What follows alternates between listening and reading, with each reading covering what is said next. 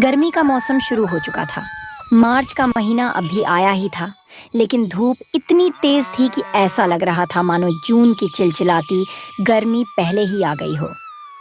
पहले इस महीने में लोग स्वेटर पहनते थे, लेकिन अब तो पंखे और कूलर के बिना रहना मुश्किल हो गया है।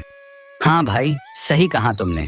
साल दर साल गर्मी बढ़ती ही जा रही है। रामपुर गांव के लोग भी गर्मी से परेशान थे। कोई फ्रिज खरीद रहा था तो कोई कूलर और ऐसी। लेकिन गांव का एक युवक बिरजू, जो बेहद गरीब था, इन चीजों के बारे में सोच भी नहीं सकता था। वह गोबर के उपले बनाकर बेचता और उसी से अपनी छोटी बहन गीता का पालन पोषण करता था। बिरजू के बनाए उपले अक्सर उसका दोस्त गोपाल खरीद लिया करता था। पर इस बार जब बिरजू गोपाल के पास उपले बेचने गया तो गोपाल ने अफसोस भरे स्वर में कहा, बिरजू भाई, अब उपलों का जमाना नहीं रहा। लोग अब गैस चूल्हे खरीद रहे हैं। अब घंटों का काम मिनटों में हो जाता है। यही वजह है कि उपलों की बिक्री कम हो गई है। बिरजू ने निराश होकर सिर हिलाया और कहा, हाँ गोपाल भाई, तुम सही कह रहे हो, लेकिन मेरे पास और कोई काम नहीं है। मैं और क्या कर सकता हूँ?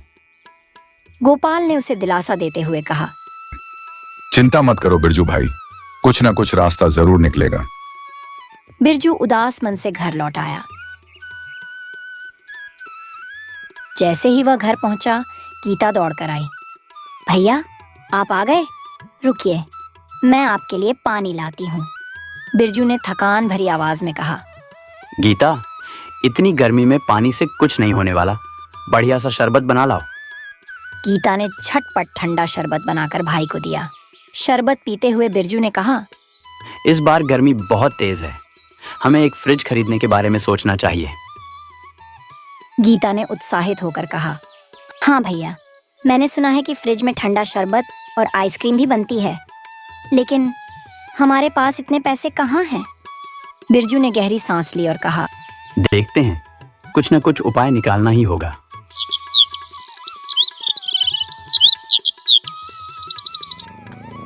अगले दिन गीता बाजार से लौट रही थी।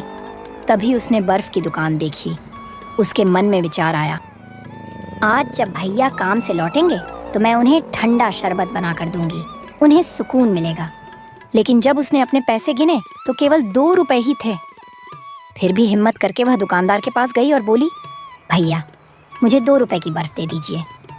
दुकानदार ने उसे घूरते हुए कहा, 2 रुपए में क्या बर्फ मिलेगी? भीख मांगने आई हो क्या? यह बर्फ तुम्हारे जैसे गरीबों के लिए नहीं बनी। दूर खड़ी रह, बस इसे देख सकती है। गीता की आंखों में आंसू आ गए। वह चुपचाप घर लौट आई और सारी बात बिरजू को बताई। बिरजू ने उसे उदास देखा और प्यार से समझाया, चिंता मत कर बहन, मैं बिना बर्फ के ही शरबत पी लूंगा।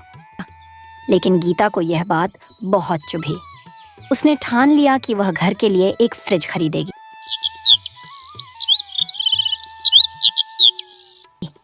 अगले दिन गीता काम की तलाश में निकल पड़ी। सुबह से शाम हो गई, लेकिन उसे कोई काम नहीं मिला। शाम को वह मायूस होकर घर लौट रही थी। तभी उसे दूसरे गांव की मुखिया जी की पत्नी निर्मला जी मिल गईं।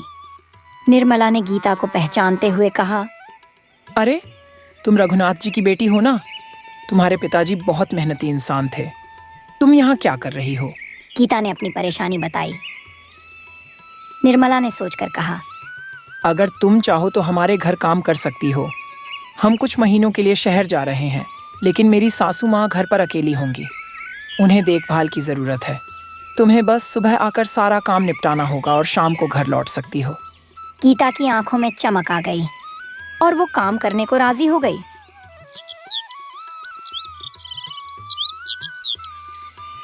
अगले ही दिन से जब बिरजू काम पर जाता, गीता मुखिया जी के घर काम करने चली जाती। मुखिया की माँ मोहिनी जी बहुत अच्छी थीं। उन्होंने गीता से कहा, अरे गीता बेटी, तुम आ गई। निर्मला ने तुम्हारे बारे में बताया था।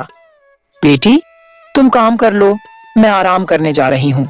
इस तरह गीता रोज मेहनत करती रही। 1 महीना बीत गया। हाल के दिनों में बिरजू को गीता की गतिविधियों पर शक होने लगा। गीता, तुम रोज इतनी जल्दी कहाँ जाती हो और इतनी देर से क्यों लौटती हो? गीता चुप रही। तभी किसी ने बाहर से आवाज लगाई। बिरजू, बिरजू, बिरजू बाहर आया तो देखा कि एक आदमी फ्रिज लेकर खड़ा था। क्या आपका नाम बिरजू है? आपके नाम से फ्रिज आया है। बिरजू ने चौंक कर कहा।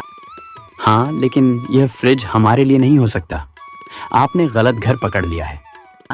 तभी वहां मोहिनी जी आ गईं। उन्होंने मुस्कुराते हुए कहा, बेटा, यह तुम्हारी बहन की मेहनत की कमाई से खरीदा गया है।